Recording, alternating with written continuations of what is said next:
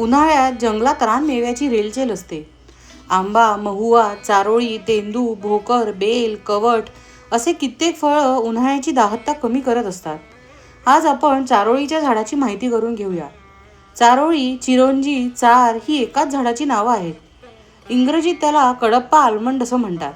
तर संस्कृतमध्ये त्याला प्रियाल, अखट्ट, भक्षबीज सारखी अनेक नावं आहेत.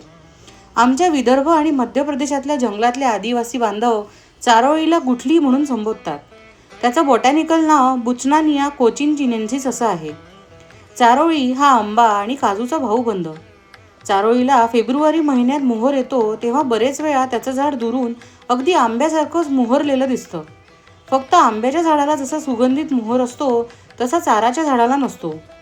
चारोळीचं झाड इतर वेळी अगदी मोहाच्या झाडासारखं दिसतं. खरं तर यामुळे त्याला बहुरूपी झाडच म्हणायला हवं. हे झाड 15 मीटर उंच वाढू शकतं. त्याचं खोड क्रोकोडाईल बार्कच्या कॅटेगरीमध्ये मोडतं. चारोळीची पानगळ हिवाळ्यात किंवा उन्हाळ्यात होते. त्याची पानं मोठमोठी जाड आणि अंडाकृती असतात. एप्रिल मे महिन्यात चारोळीची फळं पिकायला लागतात आणि नंतर ते काळे होतात. बरेचदा लोकांना दुरून ही करवंदाचीच फळं वाटतात. पण करवंद एक छोटंसं झुडूप असतं तर चारोळी हा महावृक्ष आहे. चारोळीची फळं अतिशय चविष्ट, गोड आंबट असतात. या काळात रानात झाडाखाली स्त्रिया ही फळं गोळा करताना दिसतात. गोळा केलेली ताजी फळं पूर्वी बाजारात मिळायची. आजकाल चारोळी खरंच दुर्मिळ झाली आहे. गोळा केलेली फळं साधारण 5-7 दिवस सडवण्याच्या प्रक्रियेतून जातात.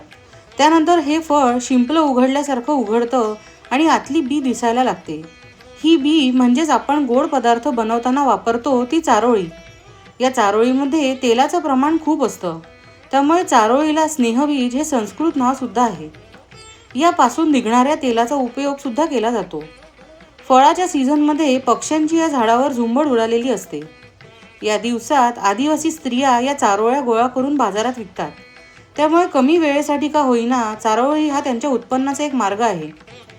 पूर्वी चारोळीची झाडं मेळघाटात एकट-दुक्कट का होईना पण दिसायची. पण आता एकही नजरेत पडत नाही. चारोळी, मोहासारखी झाडं अतिशय हळू वाढतात. त्यामुळे अशी अमूल्य झाडं तोडू नये आणि तोडू पण देऊ नये. चारोळीची लागवड बिया लावून सहज करता येते. हे मी काढलेलं चारोळीचं चित्र. हे चित्र तसं जुनं आहे, पण आता नवीन चित्र काढायची वेळ आली आहे. तुम्हाला काय वाटतं, मी चारोळीच्या झाडाबरोबर कुठला पक्षी काढायला हवा?